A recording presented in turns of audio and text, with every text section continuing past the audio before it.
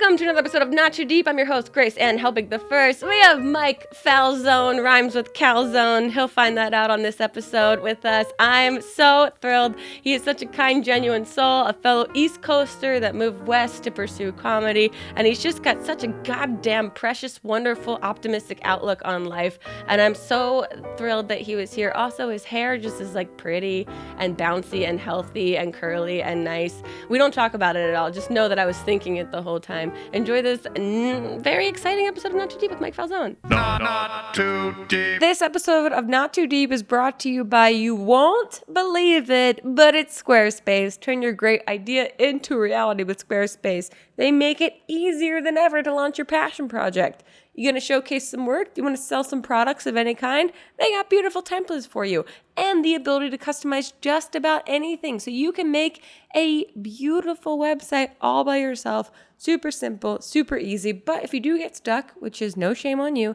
they have 24/7 award-winning customer support that is there to help. So head to squarespace.com/grace for a free trial. And when you're ready to launch, use the offer code GRACE to get 10% off your first purchase of a website or domain. Not too deep. Not too deep. With Grace Helbig. Mike Falzone is here. Hello. Hello. I'm very excited. Same. The king of podcasts. You have, 12 of them right now? Two. It's the least amount of podcasts I've ever had. Wait, how many more have you had in the past? No, I used to be on the SourceFed one all the time. Right. And then the one with Welcome to Our Podcast with me and Zoya. Yes. And then Dynamic Banter with me and Steve. Right. And so, okay.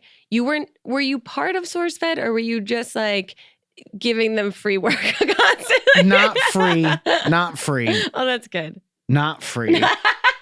But also I told them that I wouldn't be like full time. But Gotcha. then it towards the end I was like, I'll be here as much as you want me to be here. Gotcha.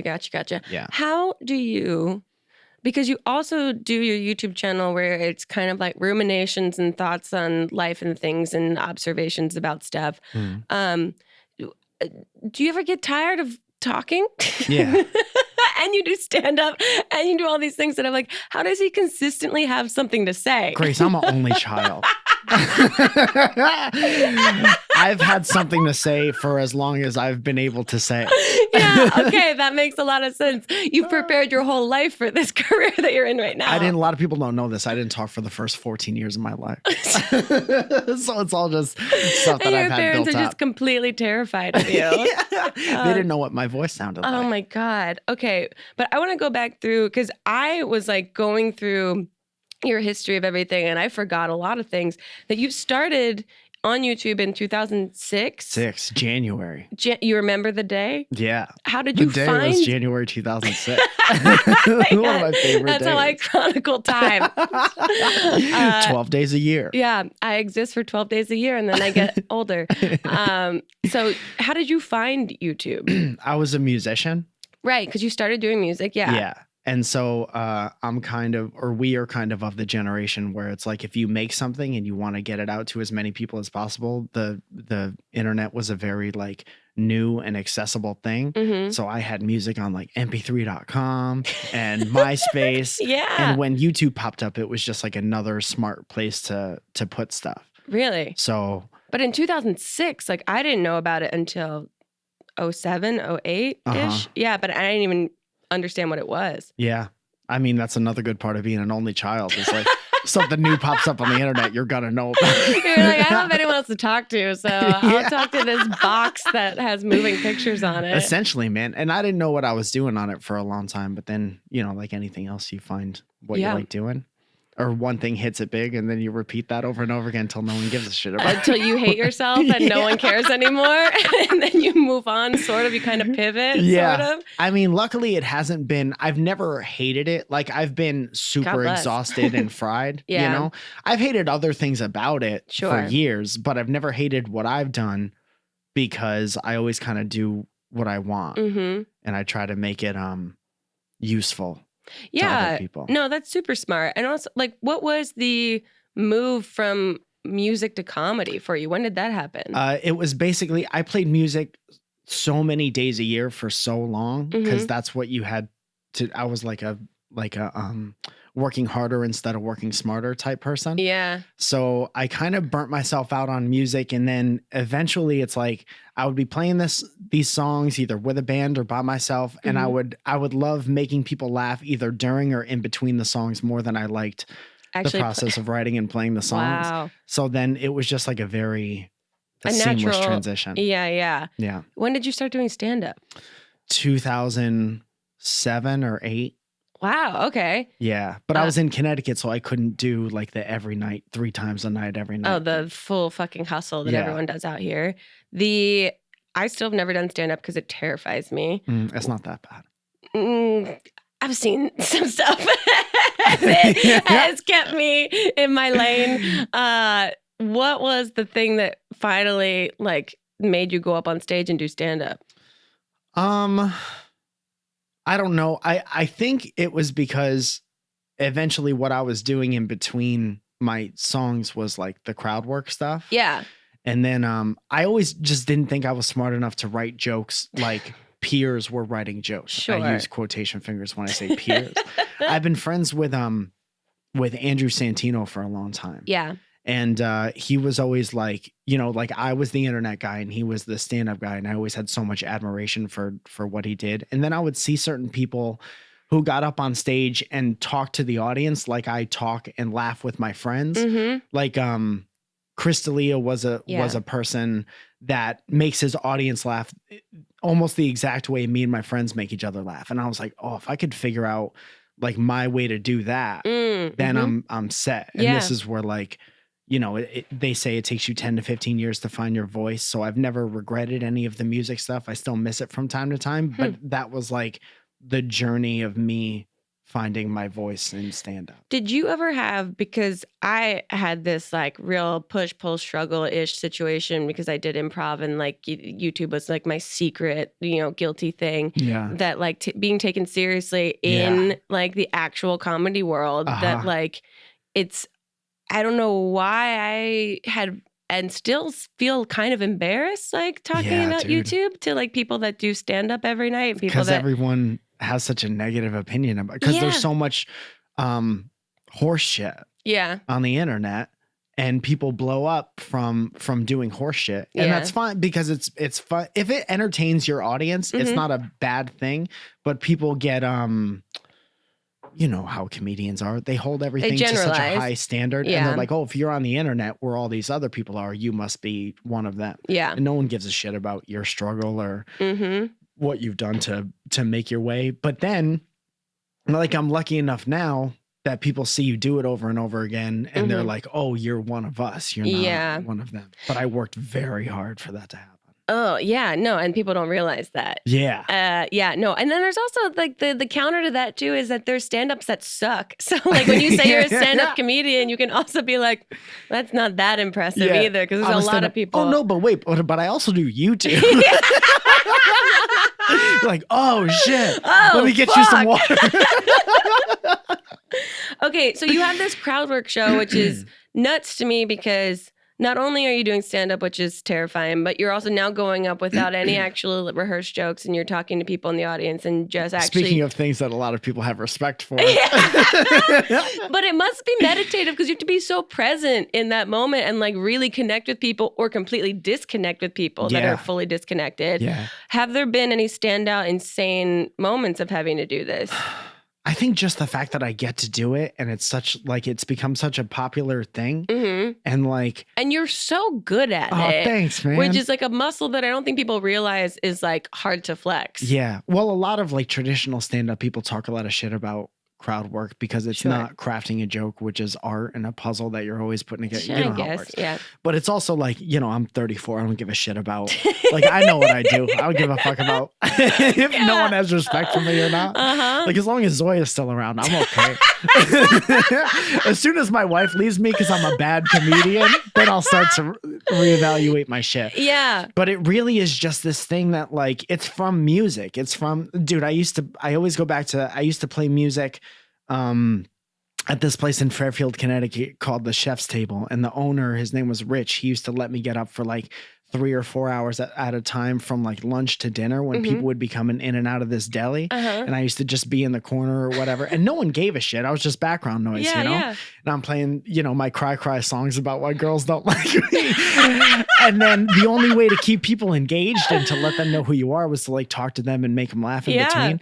So it's just like, literally, there was one year where I looked back at my MySpace page. Oh, hell yeah. And I was having like 250 shows a year where most of them would be like, I'd take my college courses at Fairfield University, which was down the street. And then I'd walk with my guitar and I'd sit in the corner of this deli and play for like 4 hours. You're a beatnik. Yeah, hell yeah, man. And I could never find the right hat.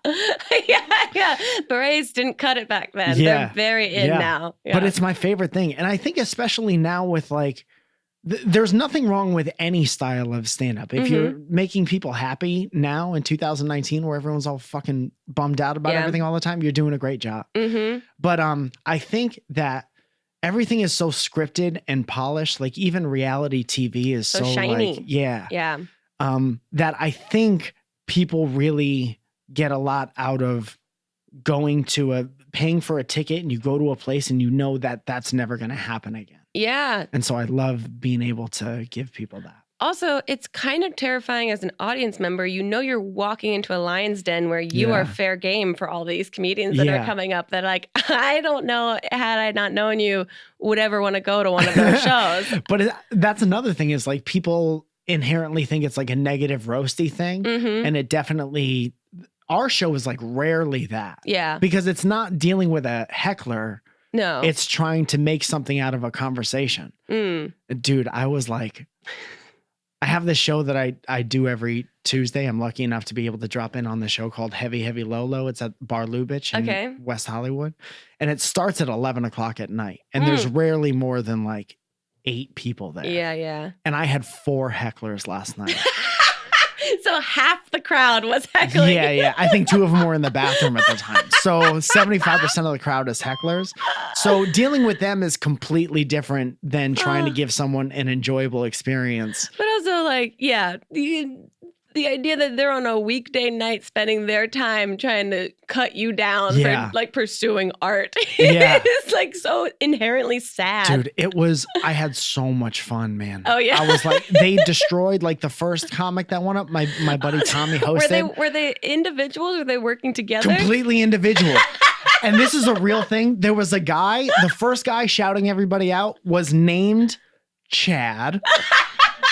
And he was just as white as you could be. Yeah. He looked like a cloud with a beard. And he had a button-up, like, bro finance shirt. Sure, of course. And he was obviously sitting like this. Yeah, just fully man-spreading. He was open. Yeah. And then he ended up, by the end of the conversation, I was trying to find out everything I could about him. And like, obviously the conversation went to his trust fund at one point. Are you serious? And so he was I was like, dude, somebody put you here. Oh my. Like you got cast for this. You're the most LA douchebag I've ever heard. Yeah. And he's trying to like ruin these art for these poor comedians trying to get better at 11:30 at night. Oh my God. And then there was another woman who was like, I don't need to be here. I'm a writer. And she was like wasted and very about herself, which is very popular. It's very in to be very self-important. Yeah. And at one point I was like, what do you write? I'm trying to mine stuff. And she's like, I don't need to give you my whole resume. And then I was like, okay, then you're done. And then at one point she was like, oh, can't handle talking to a strong, independent woman, huh? Oh, no. And by this point I was like, I don't know if you've met my wife. I assume that you haven't, but she's Albanian. Do you know any Albanian people? And then like got me on this whole. That's amazing. People make a lot of assumptions. Oh, 100%. Yeah. Also, it must be fun. Like you're giving people almost by accident therapy sessions. Yeah. You let people talk, they'll give you some shit for sure. Oh, I'm sure. Yeah.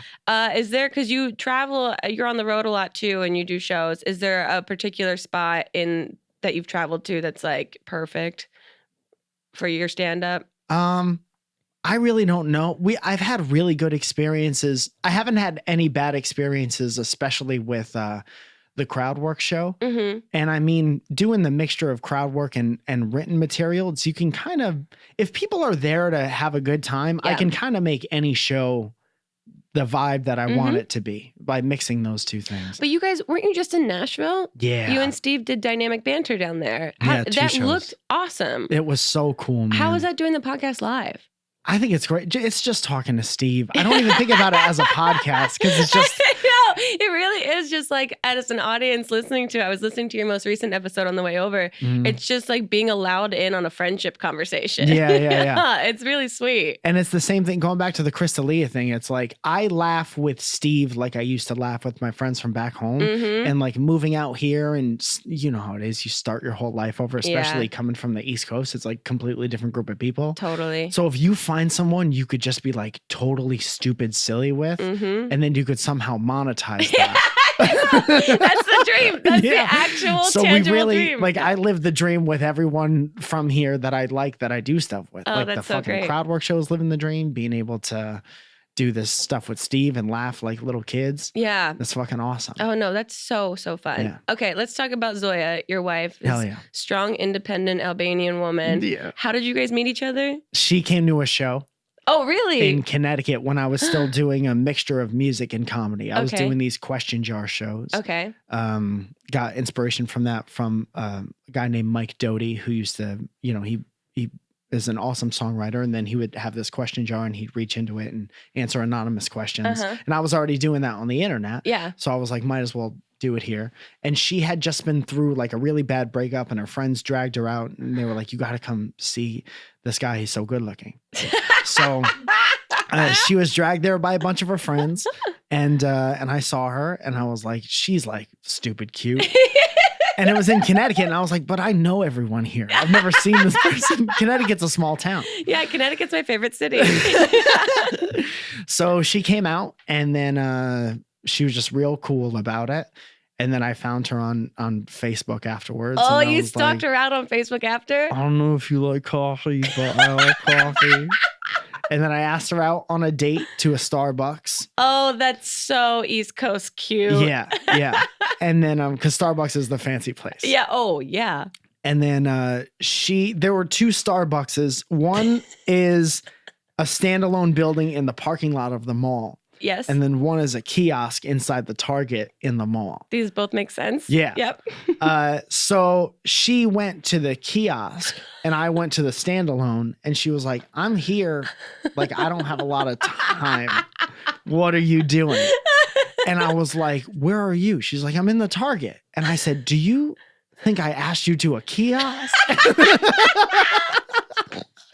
For our first date. That's amazing. So like she was nervous and I was nervous, and it was nice. And then I fucked it up a bunch of times, and now we're married. And now you're married. Yeah. I mean, it's a modern romance. Yeah. Oh my God. But I also, wouldn't put it past someone inviting you to a kiosk. If you're going near the mall Someone in looks general. Like me.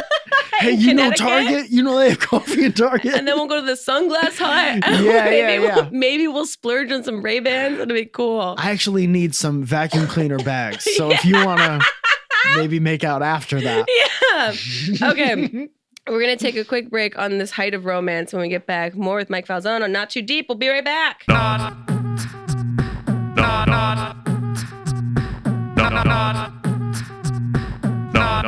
too deep. Guess what? Yep, you guessed it. This episode of Not Too Deep is sponsored by our dear, dear friends over at Squarespace. Turn your dream into a reality with Squarespace. They make it easier than ever to launch your passion project. Look, if you want to build a website, if you want to start a new business, you want to showcase work, you want to publish content, sell products, they are the tool for you. They have beautiful templates. World-class designers have helped build them, and they have the ability for you to customize just about anything with a few clicks, and you can make a beautiful website all by yourself. But if you are a little wary or unsure, they have award-winning customer service that's 24/7 that you can hit up. I mean, buying their domains is simple. Everything is optimized for mobile right out of the box. There's nothing to patch or upgrade ever. And they have a powerful e-commerce functionality that lets you sell anything online. And they have analytics that help you grow in real time. So if you are at all interested in any of the above, go to squarespace.com/grace for a free trial. And when you are ready to launch, use the offer code GRACE to save 10% of your first purchase of a website or domain. WebSort. I mean, maybe that's available as a domain name. A website or domain. That's squarespace.com/grace. Offer code GRACE. Not too deep. Are you looking for fitspiration? Getting fit and staying healthy has never been easier than with OpenFit. OpenFit is a brand new, super simple streaming service that allows you to work out from the comfort of your own living room in as little as 10 minutes a day. OpenFit is great for all fitness levels, plus it's affordable and accessible. You view on your computer, web-enabled TV, tablet, smartphone, or even a Roku. And you know, one of my favorite hobbies includes not being in the physical presence of others, let alone to work out. So this is an optimum system for me. OpenFit has changed the way I work out. And by texting my code GRACE, GRACE, to 303030, you can join me on a fitness journey personalized just for you. Right now, during the OpenFit 30-day challenge, my listeners get a special extended 30-day free trial membership to OpenFit. Again, when you text GRACE to 303030, you will get full access to OpenFit, all the workouts and nutrition information totally free. Again, just text GRACE to 303030. Standard message and data rates may apply. Okay, we're back. Let's talk about wrestling. Okay. You just sweetly, so kindly gifted me these collectible wrestling cards and an Ultimate Warrior pin. Yeah, man. And it's I'm so glad to be able to talk with someone else that is a sincere wrestling fan. Same. And we've never really talked about wrestling together. Yeah, I've fallen off a little bit. Like going to WrestleMania this year, I felt a little bit like a poser because I was trying to like furiously scramble to figure out what all the storylines were that were happening. There's so much. There's a lot going on. Yeah. But you've your whole life wrestling fan. For the most part, I fell off a little bit in like after high school. Mm-hmm. Like you were busy playing music. I was so busy. I was so busy getting my heart all broke up and rhyming words. But like 1988, 89, when I was like super little boy, I would get these like VHS tapes from guys that my dad played softball with. And so I've probably watched SummerSlam 88 10,000 times. And then like 91, 92, it would be like what I did on Saturday mornings. Yeah. Even like, I remember I had this TV in my room because my parents would go on and off from like letting me watch it or not. Yeah. And 91, 92 was like super cartoony. Everyone's like made up or like a occupational wrestler, like a cop and a wrestler or like a garbage man and a wrestler. And so I was super into it. I had this little black and white TV in my room with bunny ears and I would try to get it. It's and like then, your version of like scrambled porn. Yeah. Like, oh yeah, slam him. Get mad at the guy. And then the Attitude Era at the end of the 90s and early 2000s, it was, that's when kind of everyone liked it. Mm-hmm. And then it got like real gross. And so I kind of fell off. Yeah, it got real like graphic and like blood everywhere. Blood and titties pretty much. Oh, yeah. Was most of it. And there was a lot of like, it just felt like icky and weird after a while. Yeah. And so I kind of fell off and then I came back to it. And it's just a lot to, like every show they have is like 3 hours.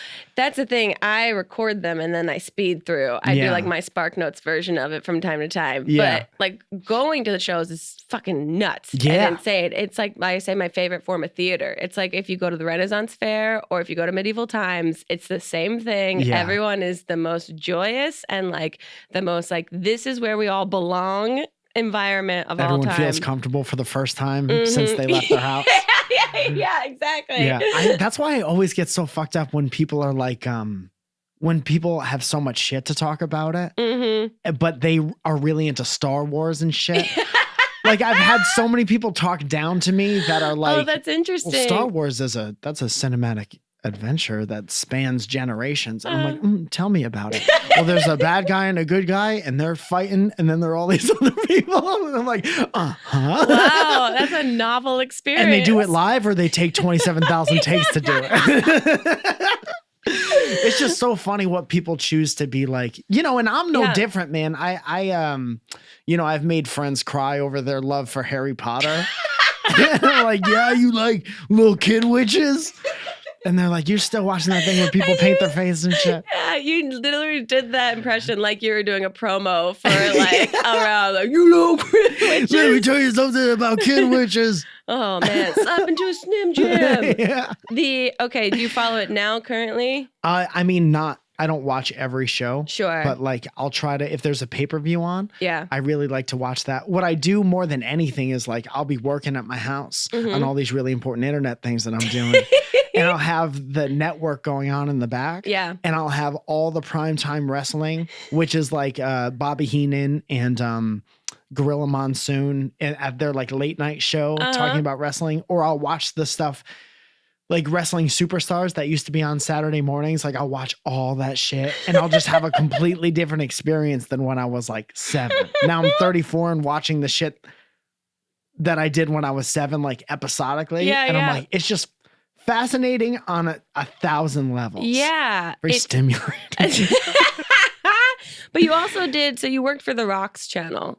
Yeah, for a little while. Yeah, and you did Wrestlin' Fred. Yeah. Okay, tell us about this. Because as a kid that grew up on wrestling, this must have been weird and wonderful and also weird. It was mostly weird, but it's also like crazy career highlight. Yeah. You know?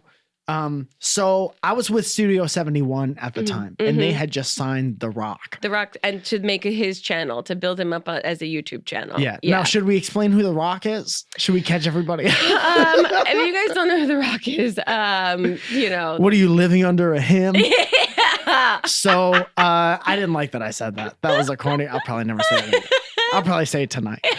So they set up this thing for him that was like a promo tournament called Rock the Promo. Okay. And it was like you could submit all these things and you submit yourself as a fake wrestler and you give a promo. And then if you make it, if they pick you, you're basically entered into like a Sweet 16 tournament where you cut promos against other people doing the same thing. It's like March Madness for wrestling. Yes, 100%. Okay. For people who, not in shape people who always wanted to be wrestlers. So that's me. Okay. So I had been doing this Wrestling Fred thing on the internet for a long time. I used to do this character on my channel called Oh Hey Batman, and it was kind of Batman, but not. I wore a Batman mask and I acted like the dumbest version of Batman. And then a new Batman movie came out, and it was like then everyone started doing that. So I'm like, I'm out. Yeah. But I used to love doing the character so much, and it was just barely Batman. Yeah. So I changed that to a wrestler. I'm like, why haven't I done a wrestling thing? I've been in love with it my whole life. So I found this mask, found these gloves, and I named this person, and I was doing this. And then I kind of, it runs its course. And then I kind of fell out of doing it. Then this tournament popped up and I was like, oh, Fred's going to be in the tournament for sure. He'll show up. So they ended up liking it. And I battled all these people, and I did the whole reality show thing of like, you record this stuff from your house and they give you a prompt and you do it. And it was really, really fun. And I made it to like the semifinals, and then I got voted out by, I think Mick Foley voted me out. And he was like, it seems like you're trying to be a wrestler, but you're not a real wrestler. And I'm like, hey, Mick. Do you understand this contest? Hey, Mick, obviously. Then I did the thing I was supposed to do. Right. But so I lost in the tournament, but the producers of the show loved the character so much and thought it was so unique that they invited me back for the finale, which took place in Vegas.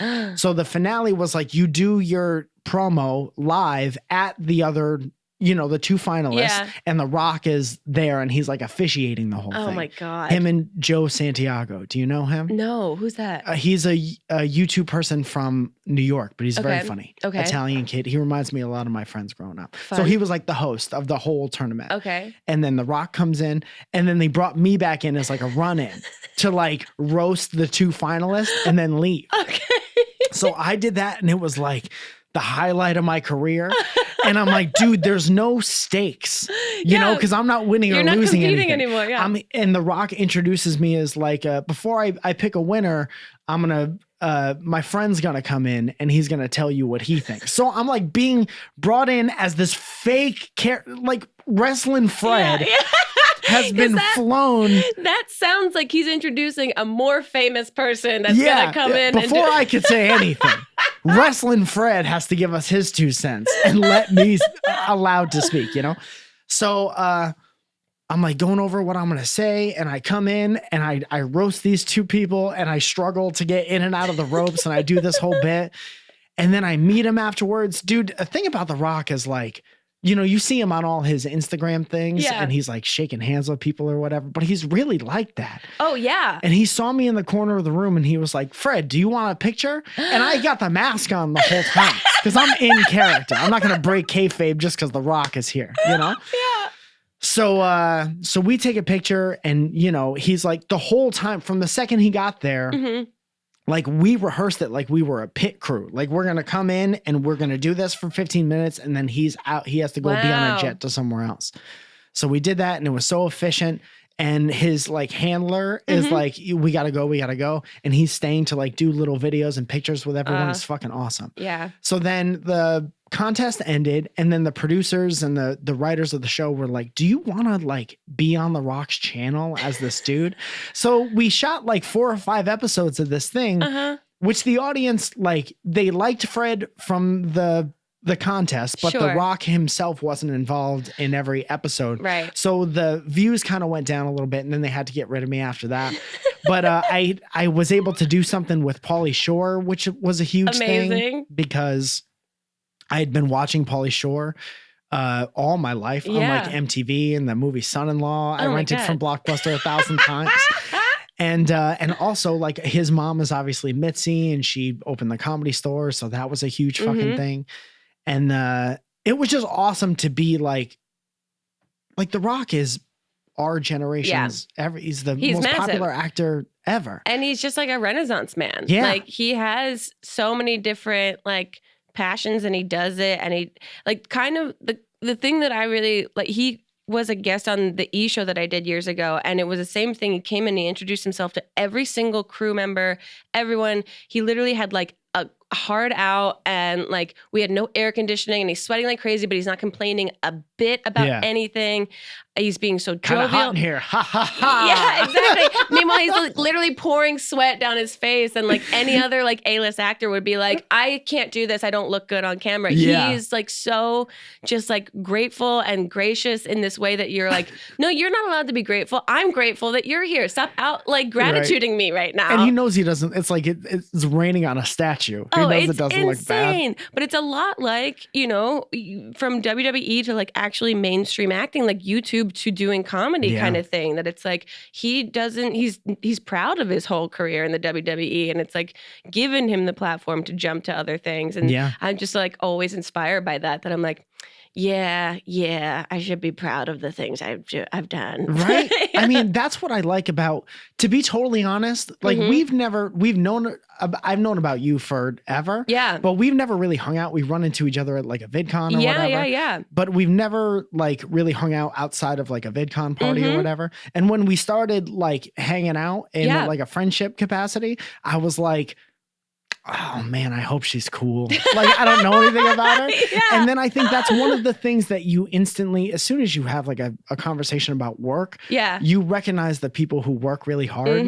And I was like, oh dude, she fucking gets it. Well, I had the same conversation with Joe Barretto when he was on here that I was like, this is the first time we're actually like talking about anything. And we share a lot of similar points of view about things. Dude. And like, I respect you very much. And this is very nice and sweet. Dude, another thing is we were you should know that like the hardworking YouTube community was so proud of you for the E thing. Oh, thanks. Like That's we really were sweet. like, oh, she fucking.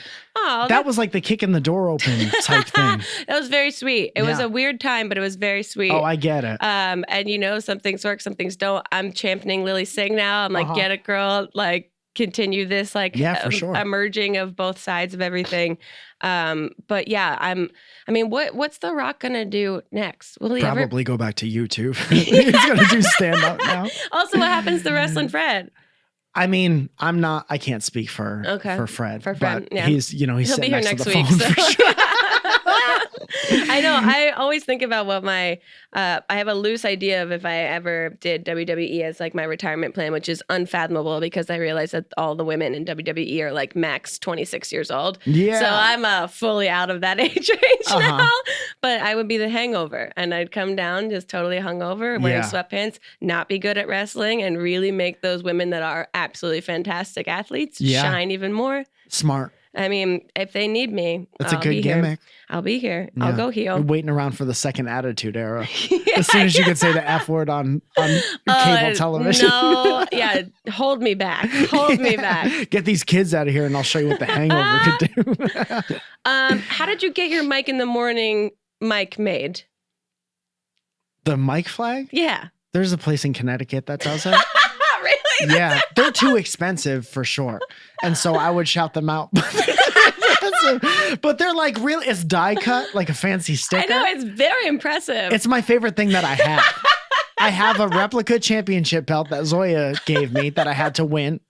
And I have a microphone flag that says Mike in the Morning. How long have you been doing Mike in the Morning for now? Couple years, man. I thought like that was one of those things where it's like I was given this from the time that I was in Connecticut to when I moved, a couple years into being in LA. I was doing this thing where I would give advice to people, and I've kind of gone back to that. Yeah. But it got very heavy for a while. And I was like, I started giving this like good and funny life advice after having a couple like really bad health scares and like not knowing if I was going to come out of the hospital and stuff like that. So I had this new lease on life, and I made a promise to myself that I would never talk about shit that I don't know about, obviously, because you shouldn't do that. Yep. So I was like, anything that I've done in my 20s or teens that I have any kind of takeaway from where I could give this knowledge to somebody else to just save them a little bit of time. Yeah.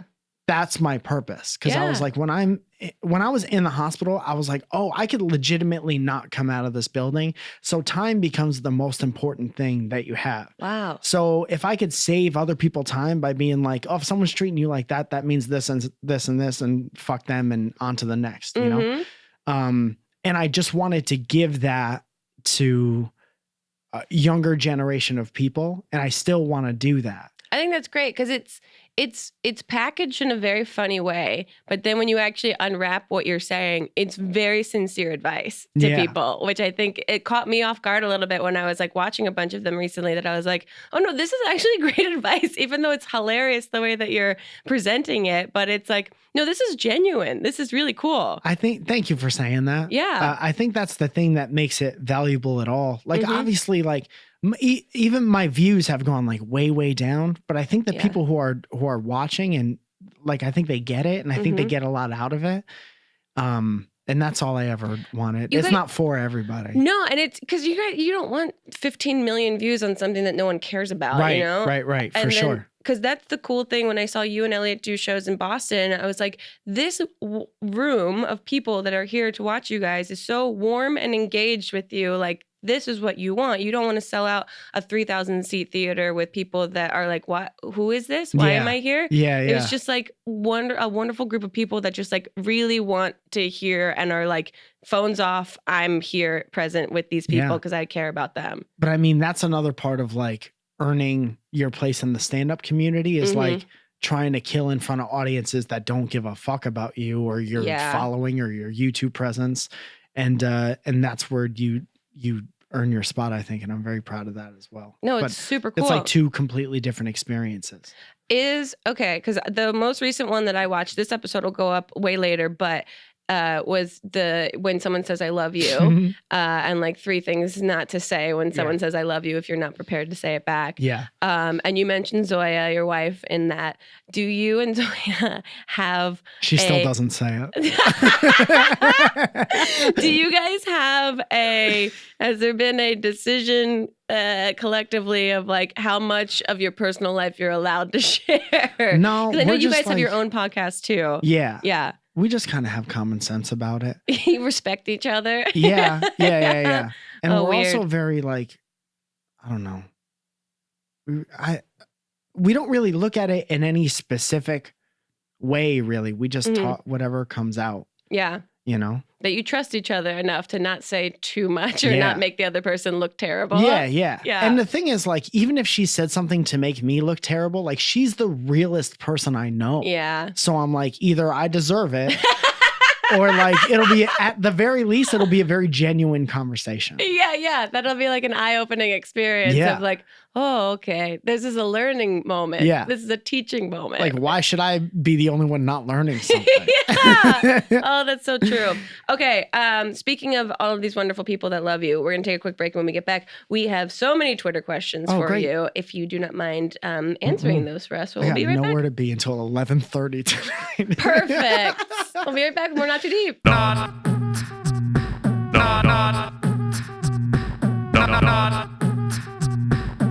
Not too deep. Wow, thank you, me, for throwing to me to give you guys a break from listening to all that blah, blah, blah, so that I could tell you about Bud Light Chelada. Are you craving flavor and refreshment this summer? Pick up one of the 3 flavors of Bud Light Chelada. We got original, extra lime, and the newest member of the family, mango. Bud Light Chelada is perfect for drinking at brunch, on the beach, or just hanging out with friends in the sunshine. The original Chelada brings you the crisp, refreshing taste of Bud Light with the rich signature taste of a Clamato tomato cocktail. This distinctive blend delivers a flavor that truly refreshes. Then you got the Chelada Extra Lime, which delivers a tropical, citrusy spin on the classic Chelada flavor. Sorry, I got so tongue-tied because my mouth is watering. And then you got the newest member of the family, Chelada Mango. Ooh, add a tropical touch of summertime to your flavor profile. And, it's best to enjoy your Chelada. Gently rotate the chilled can once before pouring, then pour over ice and garnish with a slice of lime, some celery or mango. Salt the rim of your glass, add a dash of hot sauce for even more kick. And there you go. Now you're a very experienced bartender and no one will know the difference. Pick up a Bud Light Chelada today and learn more at budlight.com. Go to budlight.com. Bud Light Chelada, flavor that refreshes. Not too deep. This episode of Not Too Deep is brought to you by a company that not only do I love saying out loud as a supportive company of this podcast, but also I think that they will provide a product for you that you will love. It's Aunt Fanny's. You heard it right, Aunt Fanny's. For years, we've been told that clean meant one thing, sanitize. It's supposed to be healthy, but sanitizers and disinfectants wipe out everything, all the good, healthy stuff along with any of the bad. So like your gut, turns out your home has a microbiome too, and research is starting to show that this kill 'em all approach may be going too far, with negative effects on our health and especially for kids. Now Aunt Fanny's brings probiotics to your home and your hands with their new Microcosmic line. You heard that correctly, I think. Microcosmic line. These household cleansers and hand soaps add good with probiotic power. Each has an extract of beneficial bacteria plus super effective plant-based ingredients to be tough enough on dirt and gentle on you. These formulas are non-toxic, cruelty-free, and have 100% essential oil scent, so there's no fake fragrance. Fragrance. There's none of it. No fake fragrances here. They're hypoallergenic and dermatologist tested too. So what are you waiting for? Why stop at just natural cleaning when you can do one better with probiotics? Shop now at auntfannys.com/good and get 20% off your entire order with coupon code GRACE, GRACE, at checkout. Again, because I love saying it out loud, that's auntfannys.com/good, coupon code GRACE. Mike Falzone. Oh, I've man, been Grace. told to tell you that that's how the correct pronunciation of your name goes. Grace, you know you're funnier than that. No, I know. No, that was an Elliot Morgan joke. So, trust me, I know I'm funnier than that. Mike Falzone? Got him. Fucking roasted. Oh, okay. Before we because it sounds like calzone. Falzone. Wait, is this a genuine epiphany for you right now? No, but I like fucking around like I've never heard that. I was like, oh no, he has to leave now. Okay, before we get into these Twitter questions, I'm going to ask you the 2 questions I ask every single guest that's on the podcast. Cool. And the first is, who, alive or dead, would you most want to throw cold spaghetti at?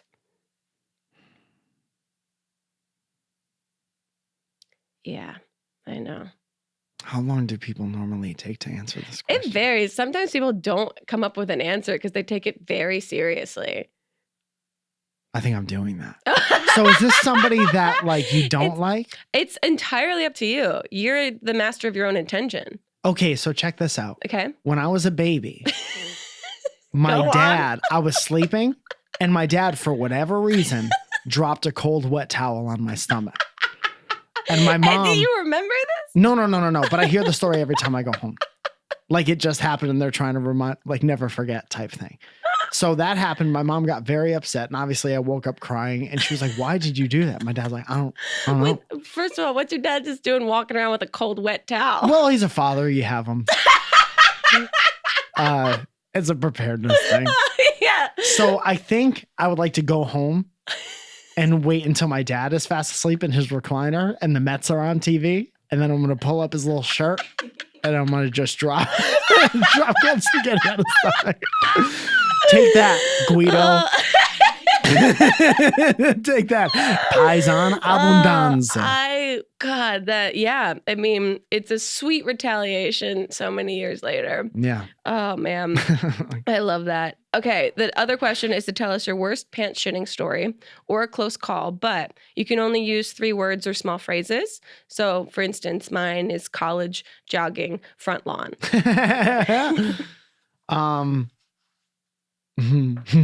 Buffalo chicken, drive fast, gas station.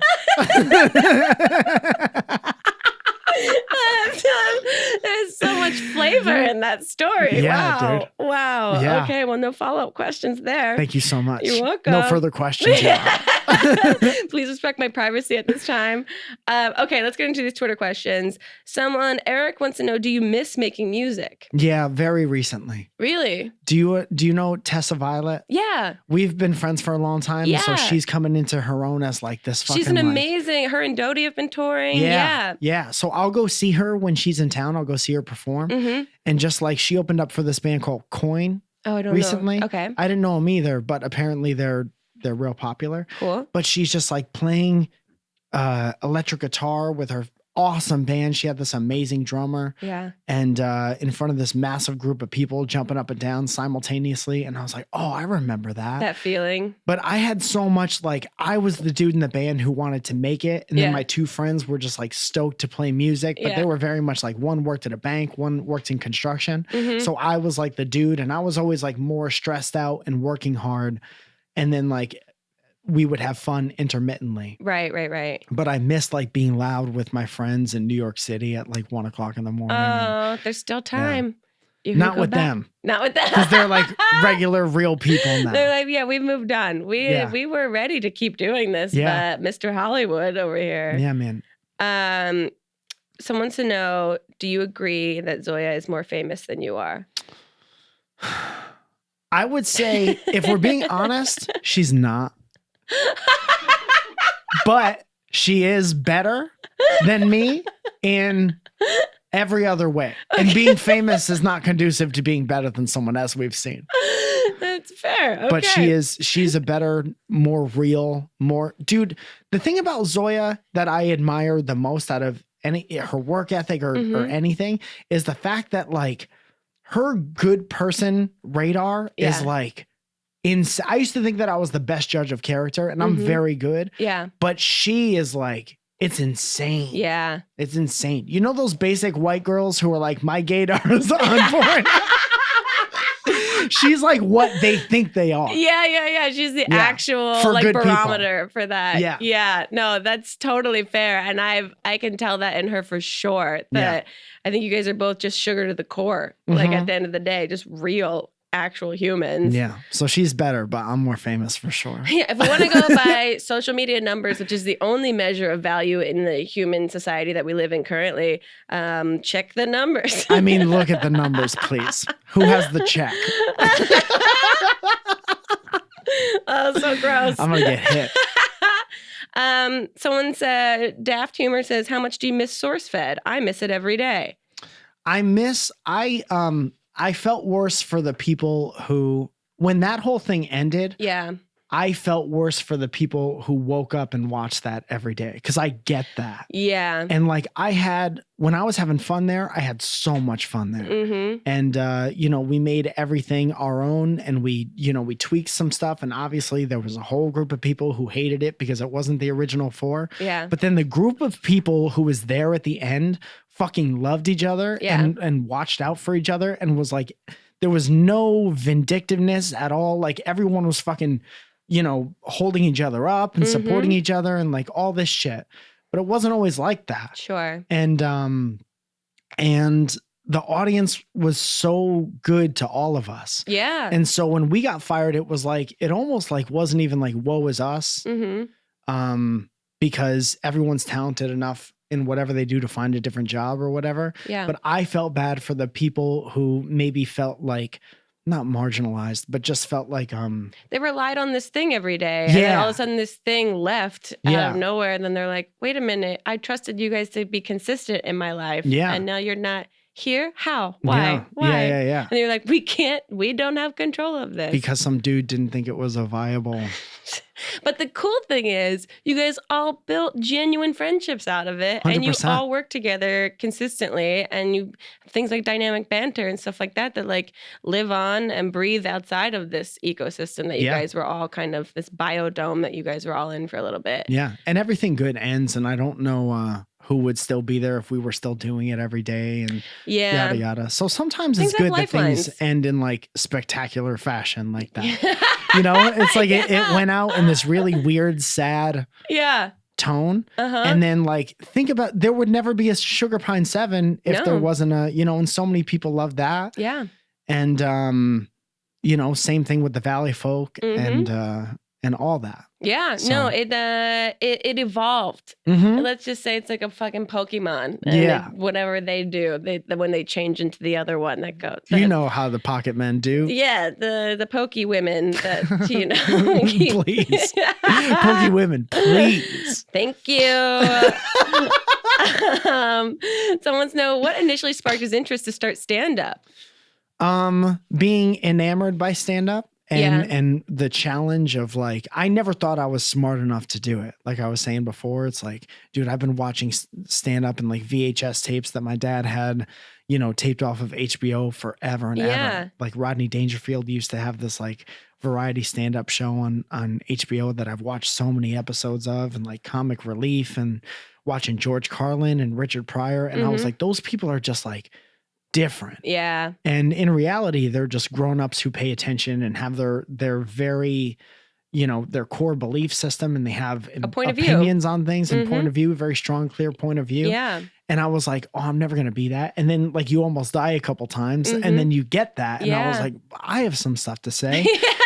And like more than anything, to be, especially on the internet, like everyone gets so sad and doomsday about shit. Yeah. Like the world is dying and blah, blah, blah, blah, blah. And all this sad horse shit that people dump into the world, and like this echo chamber of sadness.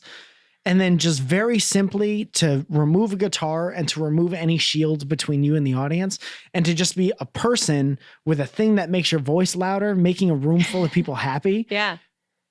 There's nothing in the world that's better than total that. Joy. Yeah. Total joy. And also connecting with someone that also goes, haha, in a way that's like currency of, yes, I agree. I also have that point of view, or I didn't realize that I have that point of view that you have, or observation that you had, is just like magical. Dude, even with like, and I don't get super into this. It's another, as a result of like not being smart enough and not being like, as aware as I should be. But I have one or two, I think, really clever jokes about like race relations. And especially like a couple years ago, I mean, it always is what it is. But a couple years ago when things were getting like really, really bad, to be able to say these jokes and then to be approached by like a person of color afterwards, and just to sit down and have this fucking awesome conversation about why they like the joke. And I'm like, this is like, if we passed each other on the street, it's like we have no real reason to talk to each other in depth about anything. But like if you get a joke and you see where I'm coming from and you see that I'm trying to understand where you're coming from, and then we could sit down and have a conversation, like that's the country's so divided. Blah, blah, blah, blah, blah. But and I'm sorry to make that noise so close to the microphone. No, it's great. We needed it. I don't know how much of that you get here. But it's just needed and necessary. Yeah. And everyone's like, oh, the stand-up thing, everyone's getting into stand-up. When's the bubble gonna burst? And I'm like, as long as that shit keeps happening, like it's important. Oh, you know? Yeah, I agree. Especially when someone's willing, like it opens up conversation and dialogue from like a respectful point of view that you, like you said, if you pass someone on the street, why would you just tap someone on the shoulder and be like, I have something that I'd like to talk to you about? Yeah. No, and I think you're a great kind of like tentpole of welcoming conversation from a very sort of optimistic point of view about like finding mutual ground or finding common ground in some way, rather than just being like, no, I have my opinion, so yours are completely invalid to me and not worth my time or energy to even like brain about right now. Yeah. Well, you're stupid until you learn about shit. There you go. And you hate shit while, if you're unfamiliar and scared about it. So the more you can learn and familiarize yourself with everything, it's like you become a well-rounded person. Shit, fucking write a self-help book already. I know you already wrote a book. I didn't do super great. I'm the only YouTuber that wasn't published by a company.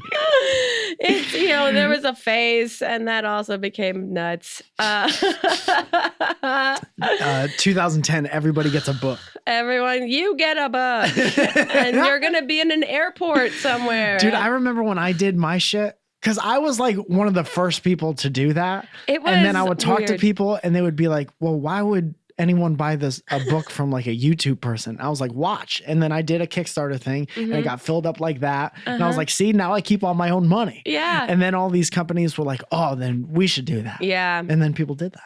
It was very weird. I remember Hannah did it and I was like, I think I'll try that. Yeah. And then it happens and then everyone had a book. But it's a fun challenge. It's a different muscle. And especially because you didn't have a ghostwriter. I didn't have a ghostwriter. So everything I wish. Oh God. No, I don't wish. I think I'd be like, I don't want to read the chapter that you sent me. Can you just like tell me the abridged version of it? Right. Does it sound like I would have written it? Does it sound like me? Someone wants to know, who's your favorite Valley Folk member? Oh man, Kevin. Yeah, I think he might be the most talented one of all. Oh, I didn't know we were talking about talent. Yeah, Kevin for sure. Not even close. I don't know why I hesitated. Someone wants to know, are your ankles okay? What happened to your ankles? I don't want to talk about that. Got it. Okay.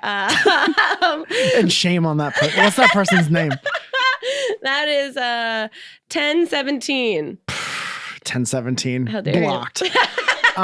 Zoya started this thing on our podcast where me and her were playing basketball at the park, and then we played basketball. Wait, you guys play basketball together? We used to. That's cute as heck. Yeah. We obviously don't do that anymore.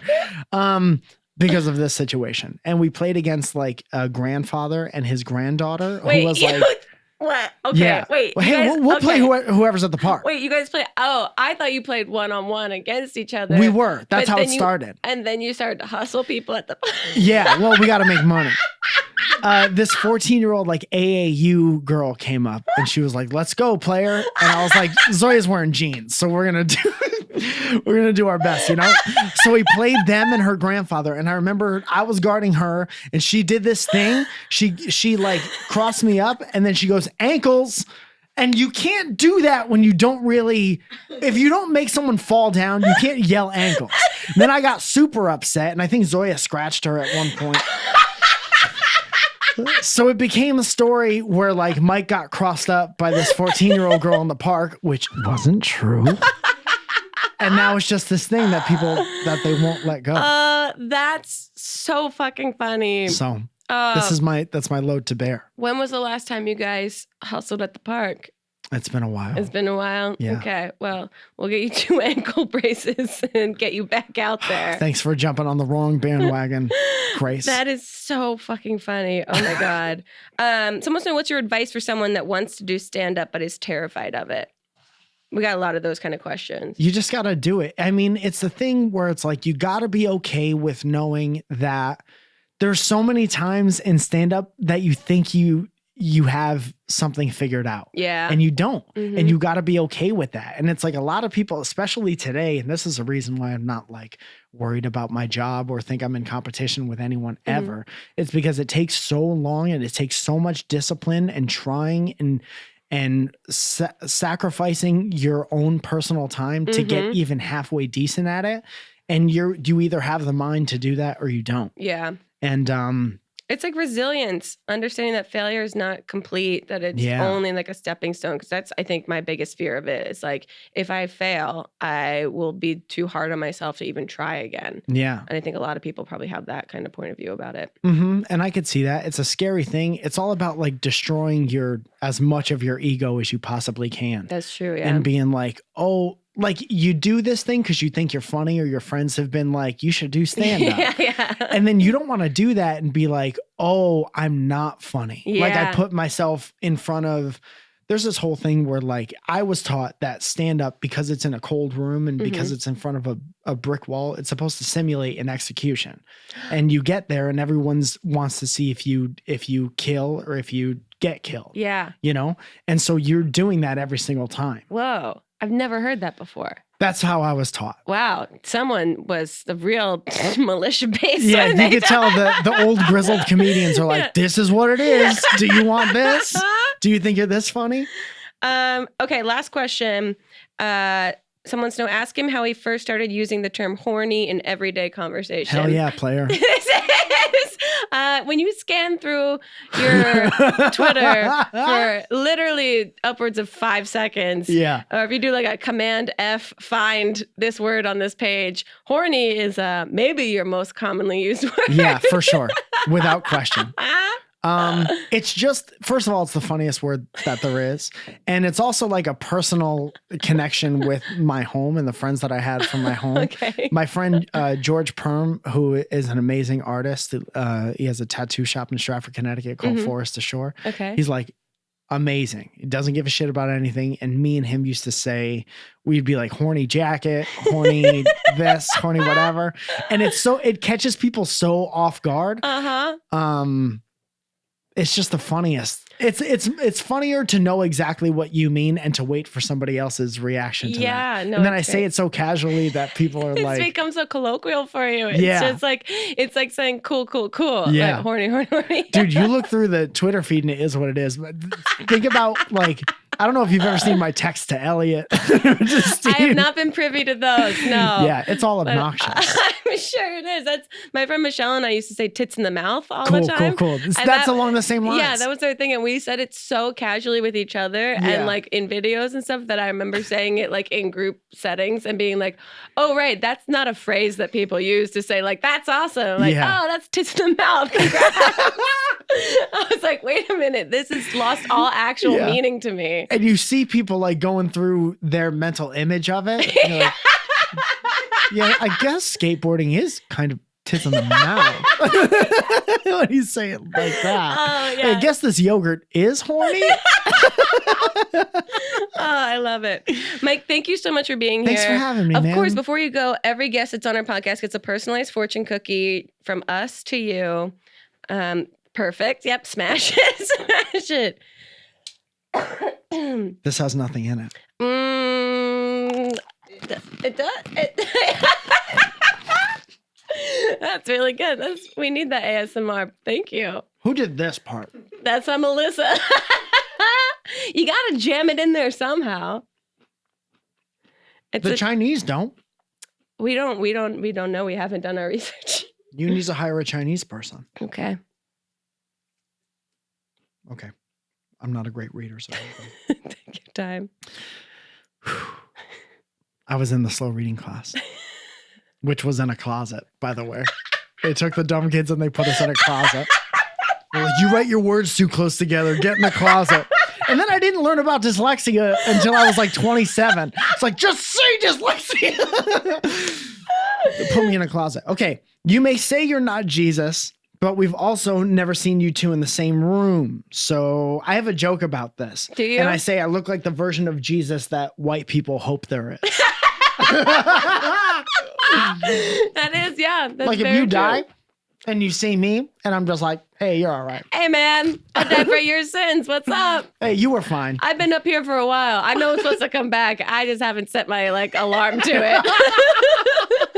I'll be back soon. Keep on praying. I'll get to it. Keep on praying. I appreciate you. Big fan. Thoughts and prayers just for me. I'll be back. Yeah. Okay, Mike, where can people find you online, in person, et cetera, et cetera? Anywhere you could spell my name, I show up on the internet. That's Mike Falzone. Apparently it sounds like calzone. I don't hear it. All over LA all the time doing stand-up. And then I keep forgetting to shout out these dates that I have with... this might come out after these dates, but go for it. After the Elliot stuff? Is this coming out? Yeah, after May. This might be out after that. Okay. I have no other shows. But if they follow you on Twitter and your social media, you promote your shows like crazy. And so everything's there for them to follow. And they can listen to Dynamic Banter. And what's the podcast with Zoya? Welcome to our podcast. And then if you're more of a YouTube person, I do this show called Mike in the Morning, which is like a ridiculous morning show every Tuesday. And then, Tuesday and Friday I have new videos come out. Sweet. Awesome. Thank you again, Thanks for Mike. having This me, was man. so fun. Yeah. We'll see you guys next time on an episode of Not Too Deep. Goodbye. Too deep, too deep, too deep, not too deep with Grace Helbig. Again, this episode of Not Too Deep has been brought to you by one of my favorite companies to say out loud, Ant Fannies. For years, we've known about probiotics for our guts, yet our cleaning supplies are busy wiping out all the good with the bad. So bring probiotic power to your home with new microcosmic cleaners and hand soaps from Ant Fannies. They add good with a beneficial bacteria extract plus safe plant-based cleaners. They're tough on dirt, gentle on you. Shop antfannies.com/good and use the coupon code GRACE at checkout for 20% off your entire order. Not Too Deep is a production of Grace Helbig Incorporated, producer and edited by Melissa D. Montz, writing by Diane Kang, production assistance by Katrina Henning, post-production sound by Chris Henry, and an extra special thanks to Flula for the theme music.